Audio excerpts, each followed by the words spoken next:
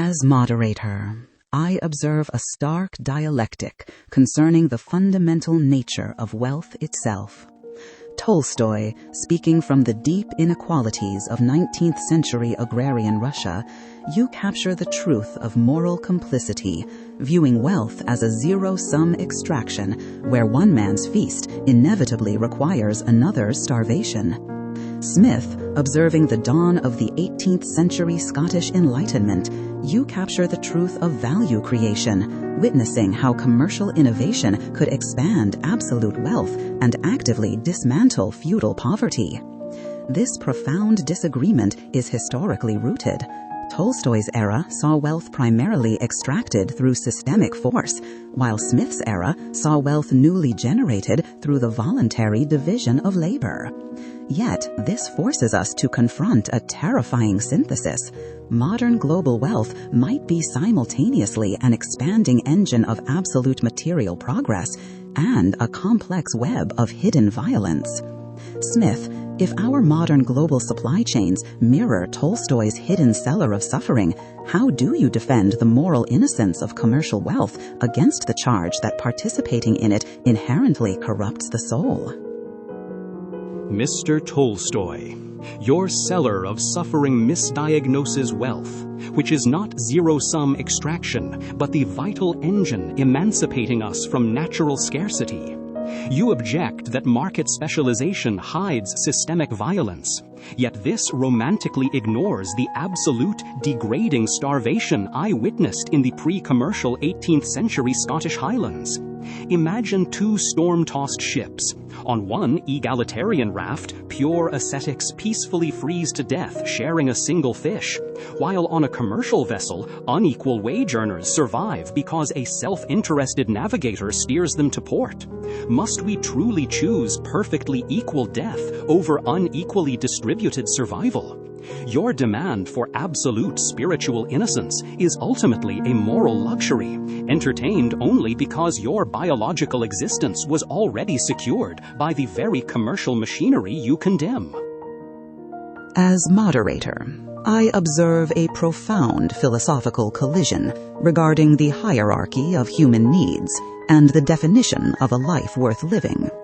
Smith, speaking from the devastating material scarcity of the 18th century Scottish Highlands, you capture the truth of biological necessity, arguing that wealth is the fundamental prerequisite for any human flourishing.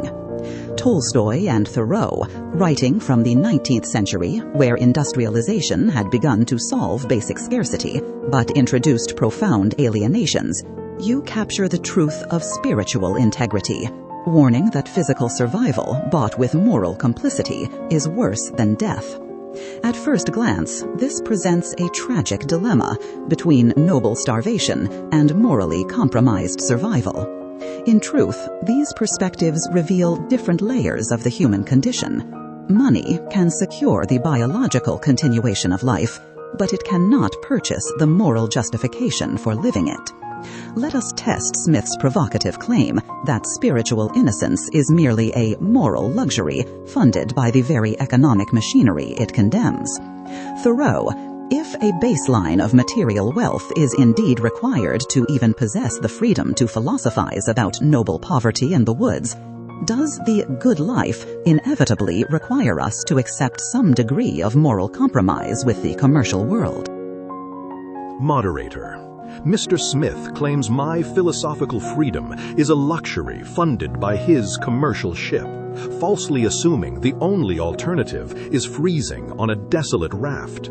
Imagine a 19th century Concord farmer who inherits a wild fruit-bearing orchard, yet chops down the trees to build a toll bridge, charging neighbors just to buy imported bruised apples. Mr. Smith praises this commercial survival, yet this man destroyed his natural sustenance to invent an artificial dependency. We require no moral compromise with markets to live, only the uncommodified soil. Why credit commerce with rescuing us from a starvation it actively manufactures? As moderator, I observe that the tension between Smith's barren Scottish Highlands and Thoreau's fruitful Concord orchard reveals a profound disagreement about the baseline state of nature itself. Smith, speaking from the 18th century European reality of deep material scarcity, you see nature as a harsh master from which commerce liberates us. Thoreau, speaking from the uncomified frontier of 19th century America, you see nature as inherently abundant, arguing that commercial capitalism actually manufactures the very deprivation it claims to cure. In truth, these perspectives reflect two sides of the historical enclosure movement. Commerce generates immense material output, but it simultaneously encloses the natural commons, transforming free sustenance into a commodity that must be purchased through wage labor. Therefore, the debate over whether money buys the good life inextricably hinges on who owns the ground we stand on. Tolstoy, in your 19th century Russia, where land was heavily monopolized by the aristocracy, does the true moral corruption of wealth stem not merely from the market exchange of goods, but from the initial systemic theft of the earth itself from the peasantry? Moderator.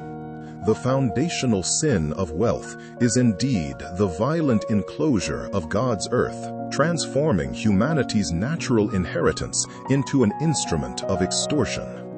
Mr. Smith praises commercial wages, yet ignores that a peasant only accepts the factory's indignity after state bayonets drive him from his soil. Imagine a tyrant who dams a valley's only river, then benevolently offers the dying villagers employment, hauling water to his estate in exchange for a single cup. Is this life-saving commerce or structural murder? Happiness cannot be bought, because every surplus coin represents a stolen acre and a severed brotherhood. As moderator, I observe a profound dialectic regarding the moral legitimacy of capital itself. Tolstoy, speaking from the feudal remnants of 19th century Russia, where aristocratic land grabs were brutally visible, you capture the truth of historical injustice by identifying all commercial wealth as rooted in the violent expropriation of nature. Smith, speaking from the 18th century Scottish Enlightenment, which sought pragmatic solutions to mass starvation, you capture the truth of utilitarian progress by focusing on how accumulative capital creates life-saving productivity. We are confronting the deep tension between the moral purity of economic origins and the pragmatic reality of systemic outcomes. Perhaps the tragic synthesis of human development is that the very enclosure that severed our natural brotherhood was also the historical prerequisite for the division of labor that currently sustains modern populations. If the foundation of the market is indeed a stolen river, but that dam now powers the survival of millions, tearing it down might restore moral purity only at the cost of mass biological starvation. Smith, how do you answer this charge that the initial accumulation of capital was not a peaceful division of labor, but a violent enclosure of the commons? And can the subsequent generation of wealth ever morally wash away the original sin of that theft? Moderator. The violent feudal-fueled enclosures of 18th century Europe were indeed historical crimes. Yet dismantling our commercial engine to avenge past thefts merely guarantees present starvation.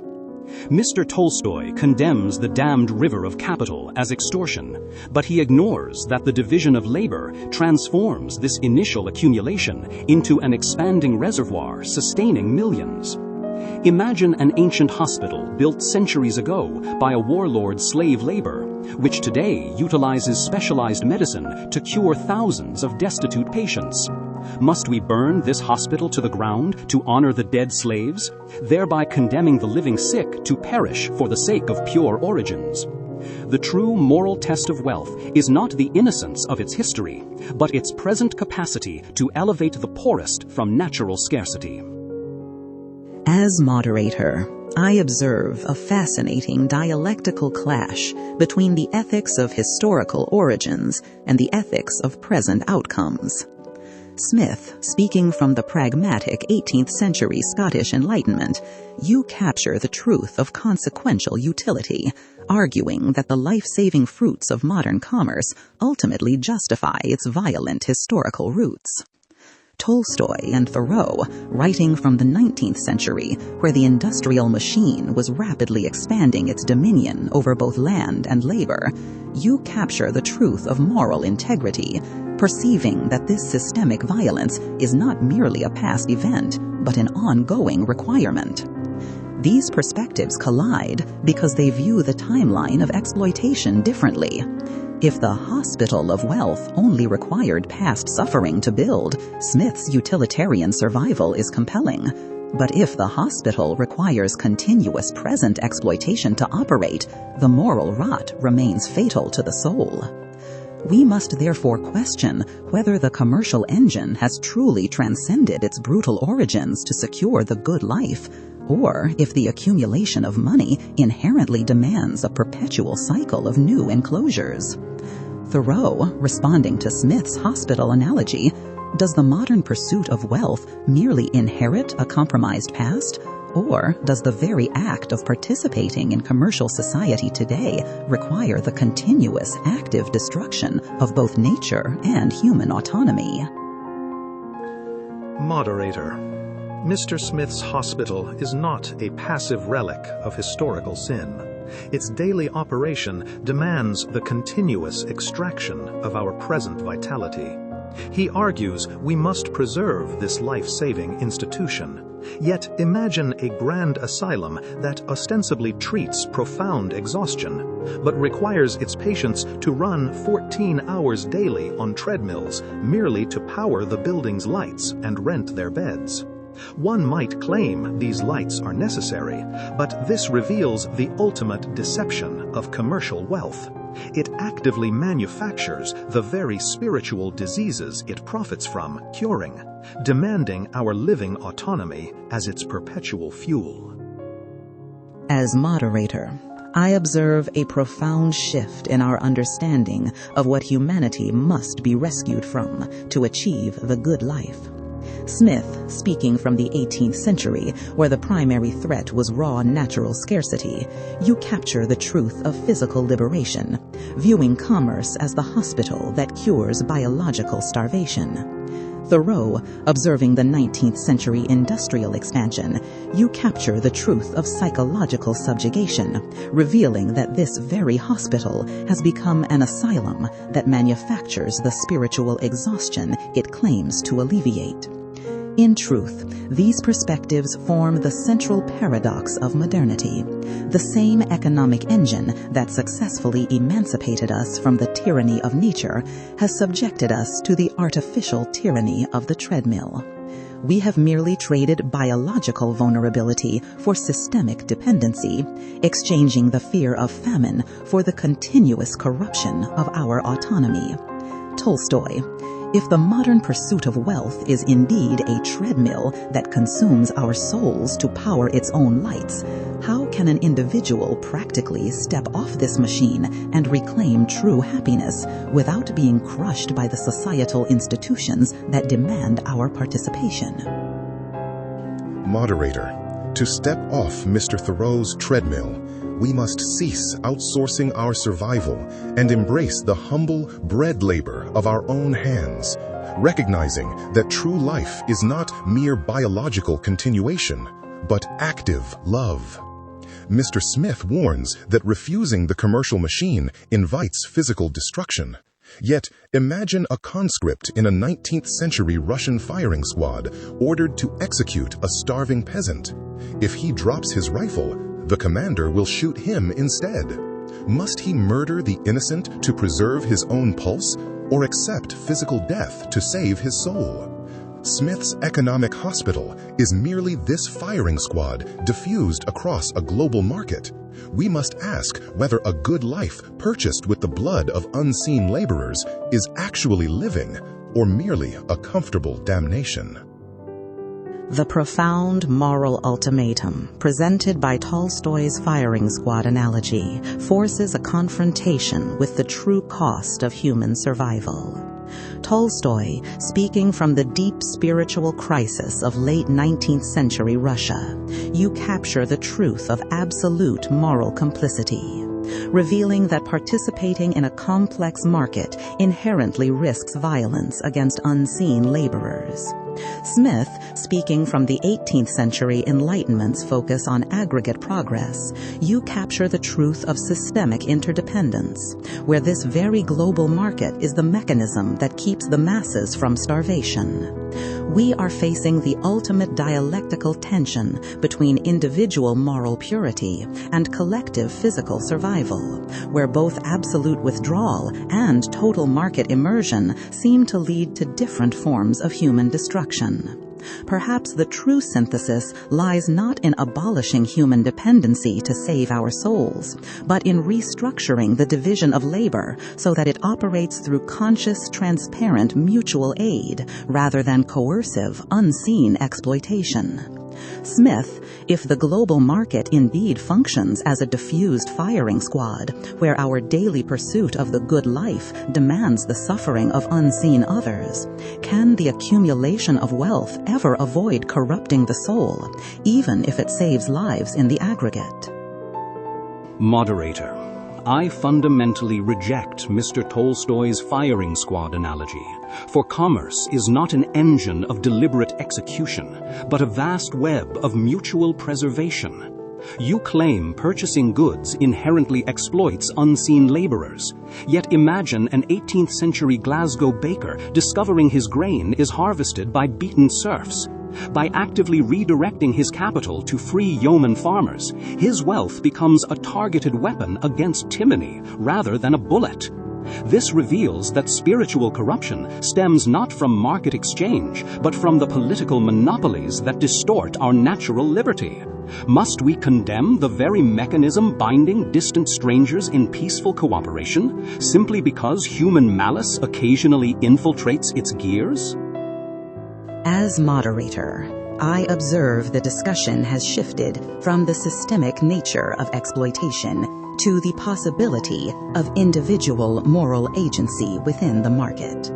Smith, speaking from the 18th century Enlightenment, where local commerce allowed for relatively visible supply chains, you capture the truth of ethical consumerism, arguing that conscious capital allocation can weaponize wealth against tyranny. Conversely, Tolstoy and Thoreau, writing from the 19th century era of vast imperial and industrial expansion, you recognize the truth of systemic alienation, where the sheer scale of global markets fundamentally obscures the suffering of distant laborers. These perspectives reveal a crucial synthesis regarding whether wealth corrupts the soul. The moral legitimacy of money may depend entirely on the proximity and transparency of exchange, for our natural moral sympathy cannot regulate what it cannot see. If the good life requires us to ensure our money does not fund oppression, yet the modern division of labor inherently masks the origins of our goods, Smith's virtuous baker might be a practical impossibility in a fully globalized world. Thoreau, if the expanding scale of commerce inevitably blinds us to the human cost of our consumption, is it possible to engage in the market ethically? Or does the very complexity of modern wealth mandate a retreat to absolute self-reliance to keep the soul uncorrupted? Mr. Smith's virtuous baker is a comforting fiction in my 19th century America, for the vastness of commercial enterprise guarantees that every spent dollar eventually reaches a tyrant. Imagine a Massachusetts abolitionist who buys only free labor sugar, yet the merchant deposits those very profits into a bank financing Southern slave ships. Can this buyer claim his soul remains uncorrupted when his money inevitably purchases another man's chains? This reveals that true moral agency lies not in vainly attempting to sanitize our complex consumption, but in radically reducing our artificial needs so we no longer require the merchant's sugar at all. As moderator, I observe a profound dialectical tension between the ethics of conscious consumption and the ethics of radical renunciation. Smith, speaking from the dawn of 18th century market capitalism, where local choices seemed to direct moral outcomes, you capture the truth of active economic agency.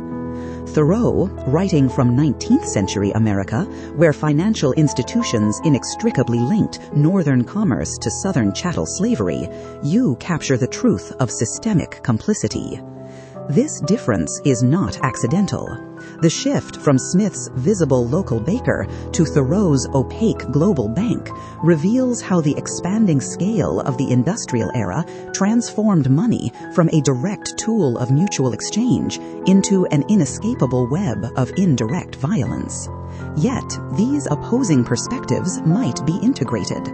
True moral agency may not require choosing between absolute market immersion and isolated retreat, but rather forging transparent, localized communities where needs are intentionally limited and wealth is measured by uncorrupted relationships rather than accumulated capital. Tolstoy, Thoreau suggests, the only way to avoid corrupting the soul is to embrace voluntary poverty by radically reducing our needs. But does this solitary withdrawal fulfill our moral duty to others? Or does the good life require a more active communal transformation through shared labor? Mr. Thoreau, your solitary retreat achieves a sterile purity. But the good life demands we actively share the yoke of communal labor. You believe isolation severs complicity. Yet imagine a healthy physician locking himself in a pristine cellar while his village succumbs to cholera above. Does his uninfected body justify his paralyzed soul?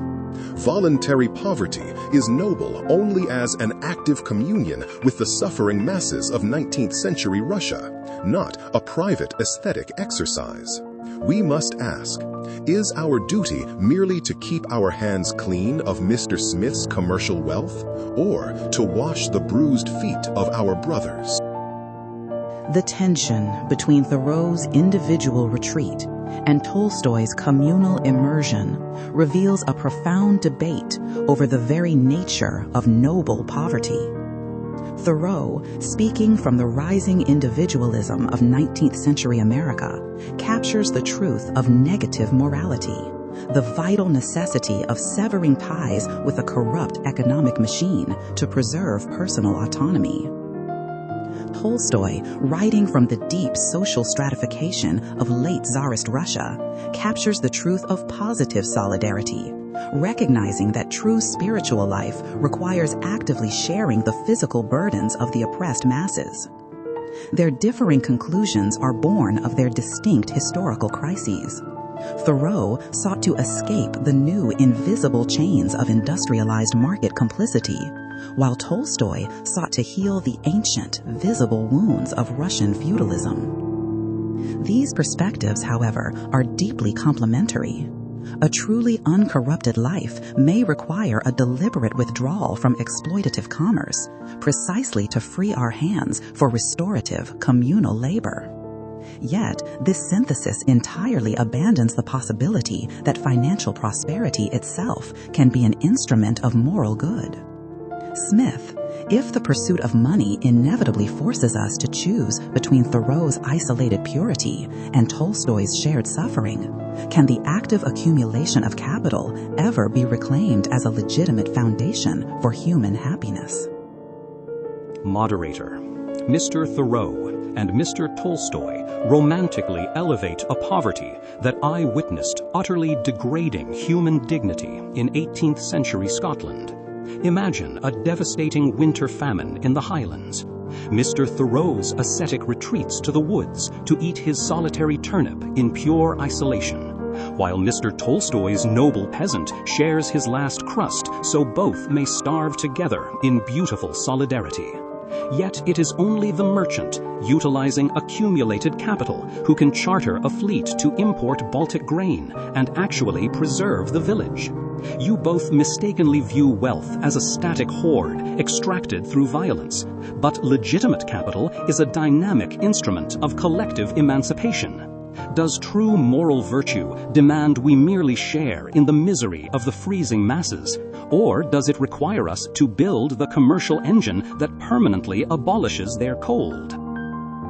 Smith poses a powerful challenge by forcing us to weigh the spiritual purity of poverty against the undeniable physical salvation provided by accumulated capital. Smith, speaking from the 18th century Scottish Enlightenment, where absolute scarcity was a deadly reality, you capture the truth of material emancipation, demonstrating that wealth can be a dynamic instrument against physical misery. Conversely, Tolstoy and Thoreau, writing from the 19th century industrial era, where the machinery of wealth had begun to grind down the human spirit, you capture the truth of spiritual preservation. This reveals a profound dialectic. Material wealth may be necessary to elevate humanity from the degrading misery of starvation, yet its unchecked accumulation threatens to corrupt the very soul it physically saves. Perhaps the true relationship between money and the good life is sequential. Capital is a vital medicine for the disease of absolute poverty, but a deadly poison if consumed as a daily diet once basic health is restored. Thoreau, if we concede to Smith that the merchant's wealth is morally necessary to survive the winter famine, at what exact point does the continued accumulation of money cease being an instrument of collective emancipation and become a corrupting force? The precise moment wealth becomes a spiritual poison is when we labor for artificial surplus after securing the fundamental necessities of vital heat, food, shelter, clothing, and fuel. Mr. Smith justifies endless accumulation as a permanent fortress against famine. Yet, imagine a 19th century Concord farmer who kindles a modest stove to survive January, but then spends his entire spring chopping down his blossoming orchards to hoard excess firewood. He escapes freezing only to be enslaved by his own flames, demonstrating how commerce inevitably corrupts by elevating the mere means of biological survival over the divine ends of living.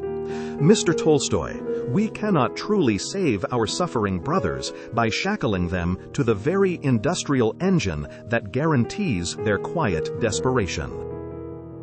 As moderator, I observe a fascinating intersection between the preservation of the individual soul and the duty to the community. Thoreau, speaking from 19th century America, where the market revolution threatened personal autonomy, you capture the truth that wealth corrupts the moment the means of biological survival eclipse the divine ends of living. Yet Tolstoy, writing from the stark feudal inequalities of 19th century Russia, you capture the truth that individual spiritual purity remains incomplete if it ignores the ongoing suffering of the masses.